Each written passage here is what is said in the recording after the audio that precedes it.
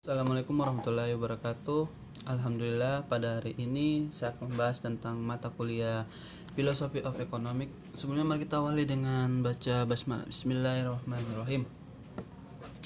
Baik semuanya, mari kita membahas tentang ilmu ekonomi Islam. Nah, ekonomi Islam itu bisa dikejar, bisa dilihat dalam 3 kondisi. Yang apa saja? Kondisi pertama yaitu ilmu ekonomi Islam yang berdasarkan nilai atau ajaran Islam. Artinya apa? Artinya ilmu ekonomi itu bisa dilihat dalam perspektif dari ajaran Islam.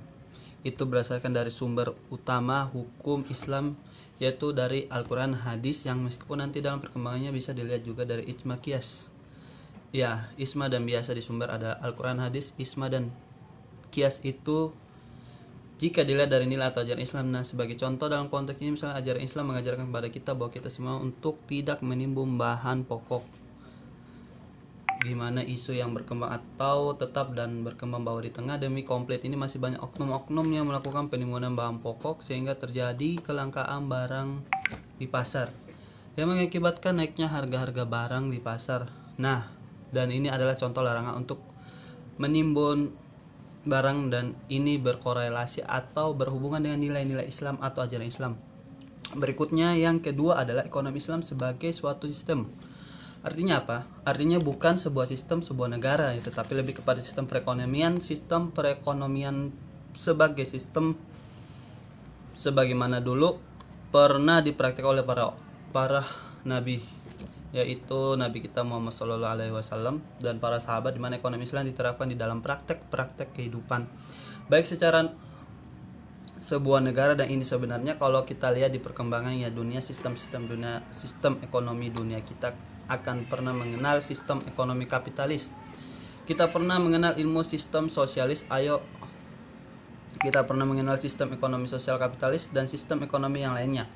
Ya, kalau ini sistem ekonomi kapitalis dapat kita jelaskan itu adalah di mana sistem itu kapital atau modal yang sangat mempengaruhi perekonomian sebuah negara. Sementara sosialis itu di mana sebuah negara akan mendapatkan hak yang sama di dalam ekonomi. Sementara sistem ekonomi yang kita kenal sekarang atau sistem ekonomi Islam, sebenarnya dalam sejarah peradaban Islam, ekonomi Islam itu sudah diterapkan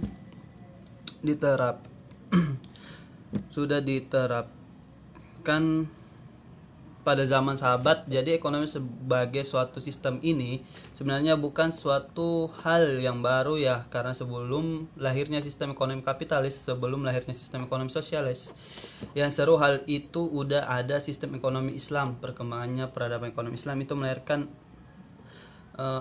lembaga atau instansi yang mewadahi kegiatan ekonomi sebuah negara. Dan konteks ini misalnya di zaman Nabi kita bisa melihat berdirinya Baitul Mal Umar.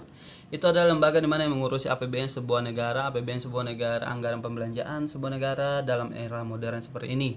Kita juga mengenal perekonomian umat Islam seperti misalnya ada bank syariah, asuransi syariah, dan pada pasar modal syariah. Jadi ini sebuah wadah ekonomi Islam itu diartikan sebagai perekonomian di mana dan mengacu pada nilai-nilai Islam. Nah, berikutnya semua setelah kita tahu tadi apa sih kemudian definisi ekonomi Islam, hal apa definisi ekonomi Islam itu udah banyak sekali disampaikan oleh pakar-pakar ya. Misal di sini Hak Zaman 1984 menjelaskan Islamic economic is the national application and role on the Sharia that prevent injustice, interaction and disposal of material resource. Artinya apa? Ekonomi Islam itu adalah pengetahuan dan implementasi dari prinsip-prinsip syariah untuk menghindari mengurangi adanya injustice, ketidakadilan. Dan ini terjadi kesenjangan gen antara sumber daya alam, sumber daya manusia, dan seterusnya. Kemudian ada juga disampaikan oleh Ahmed Will 93 menjelaskan bahwa Islamic economy is as the study of the economy by fair is a study, atau pembelajaran tentang perilaku ekonomi Islam. Yang dimaksud studi adalah Muslim in society, jadi perilaku ekonomi seorang muslim di mana itu didorong oleh Islamic economic doctrine, didorong oleh doktrin Islam yang bersumber dari Al-Quran, yang kemudian sunnah hadis, yang kemudian juga ada isma serta tetapi jadi dari dua definisi ini dapat kita simpulkan dari besarnya bahwa Islam ekonomi atau ekonomi Islam itu berkaitan dengan implementasi dan implementasi penerapan syariat Islam. Hal berikutnya ada juga misalnya definisi yang disampaikan oleh Jack, yang artinya adalah Islam economy is the most demanding responsive to the economic challenge of learner. Artinya adalah ekonomi Islam itu adanya respon dari para pemikir Islam atau intelektual muslim terhadap ekonomi jatuh sejuta mana tentunya pemikir-pemikir Islam atau intelektual muslim ini merujuk kembali kepada Al-Quran, yakni Al-Quran, Sunnah ya, maupun dari Ijma serta pengalaman atau juga misalnya pendapatan Naqvi tahun 94 menjalani Islam ekonomis representatif muslim.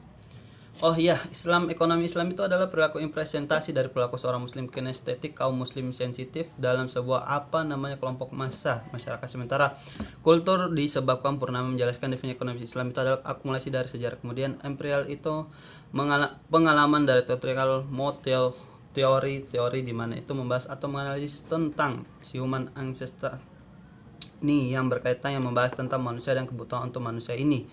Beberapa definisi dari tokoh atau pakar berikutnya semuanya dan teman-teman semuanya, kalau kita singkat dalam suatu gambar umum bahwa definisi ekonomi Islam itu dianggap dapat diartikan sebagai suatu individu muslim kreatif sebagai muslim dalam setiap aktivitas atau transaksi muamalah Islam kita harus sesuai dengan tuntutan syariat Islam dalam rangka apa? Untuk mewujudkan dan menjaga kasyid syariah mahsyar itu adalah tujuan jadi yakni menjaga agama, jiwa, akal, nasab, dan harta. Jadi kesimpulannya sederhananya ilmu ekonomi Islam itu adalah ilmu yang mempelajari pengetahuan sosial, kemudian masalah-masalah yang berkaitan dengan muamalah yang berdasarkan pada Al-Quran, kemudian hadis, ijma, dan qiyas hal. Jadi bahwa mudah-mudahan bisa dipahami. Terima kasih. Saya Muhammad Fadli, jurusan ekonomi syariah kelas 3B. Ucapkan assalamualaikum warahmatullahi wabarakatuh.